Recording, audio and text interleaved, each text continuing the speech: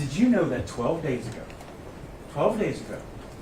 your attorneys messed up and sent me an entire digital copy of your entire cell phone? I cannot wait to show you this wild moment from the Alex Jones Sandy Hook defamation trial. This thing is going to be played on repeat for years because of how satisfying it is to watch. So this is the result of Jones losing 4 defamation cases last year in the case of him, of course, lying about Sandy Hook and then essentially putting a target on the back of the parents. So that set in motion 3 trials for defamation. This is the first of those trials being taking place in Austin. Now, I'll also get to later on a second clip, part of this as well, and then a story that is breaking because of what happened here.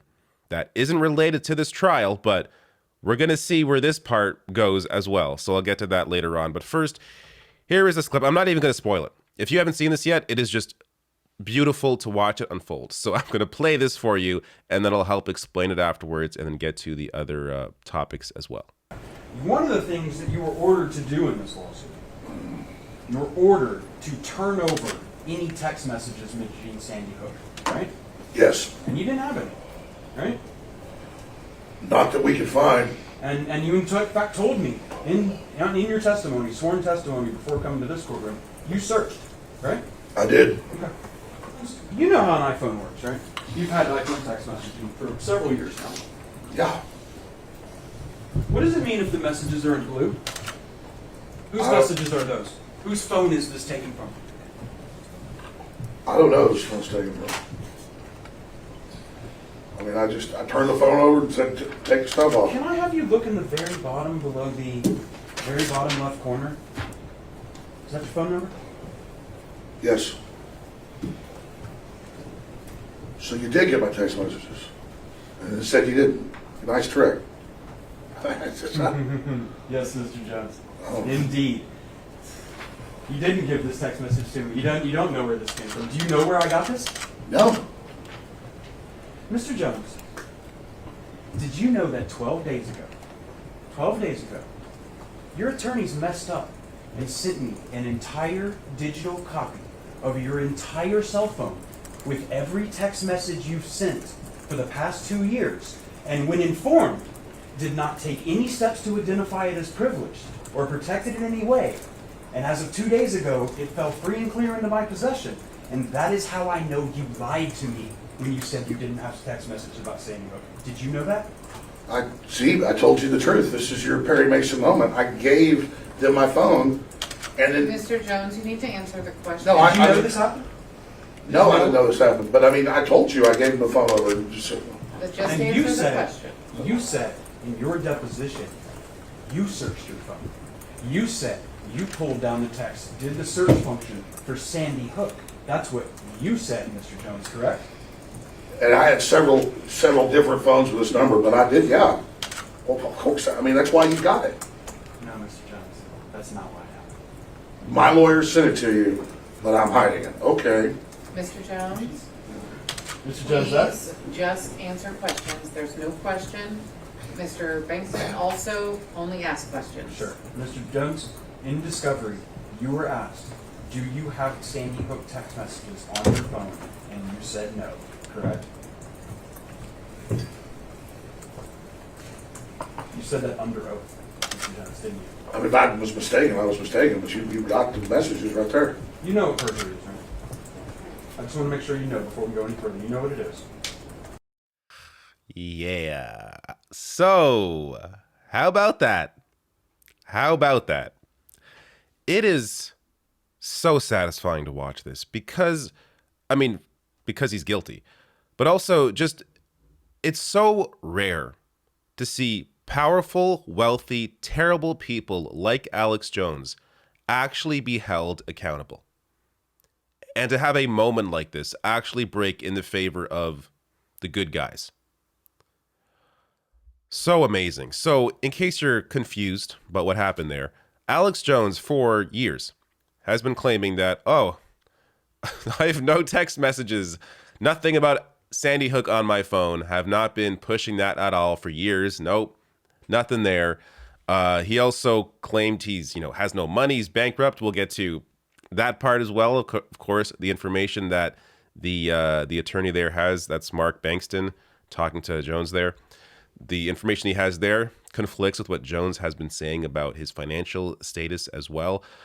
But this showcases that Jones has been lying, claimed that he searched his phone for Sandy Hook.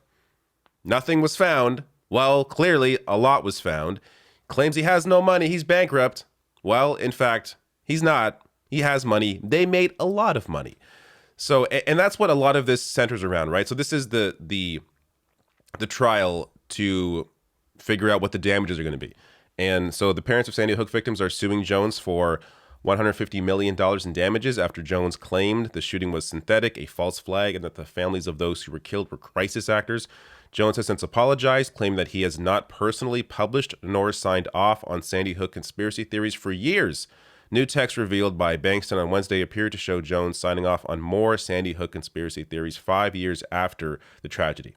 So that's why this was such a big moment. And to have Alex Jones's lawyer accidentally send the contents of his entire phone. And if you look at the lawyer, he's just like sitting there, like never told Jones about this. Oh my goodness. I mean, I guess this is the kind of lawyer you're going to get when you are a garbage person trying to defend yourself over a case like this. But wow, that is some incredible incompetence. Now, this, of course, is going to decide, as I said, the jury will decide the damages in the trial, which gets to the financial aspect of what was leaked as well.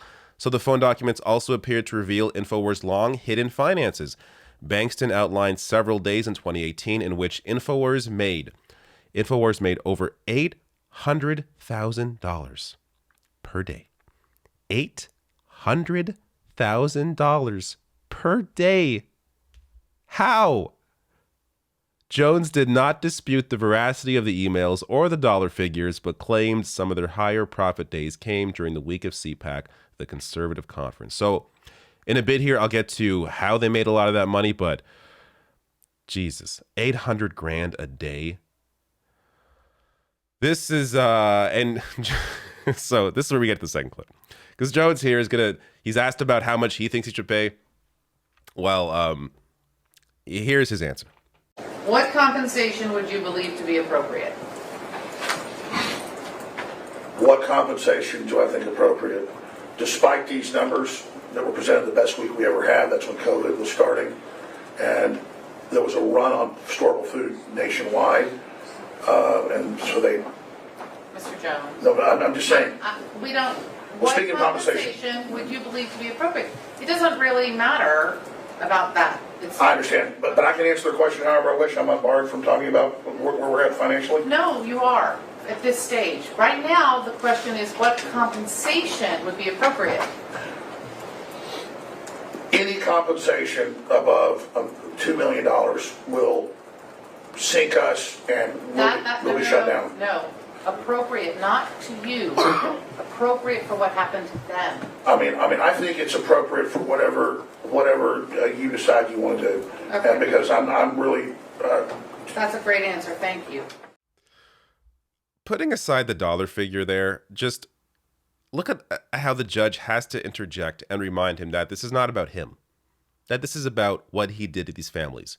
What does he think he owes them based on what he did? Not what's going to sink the company.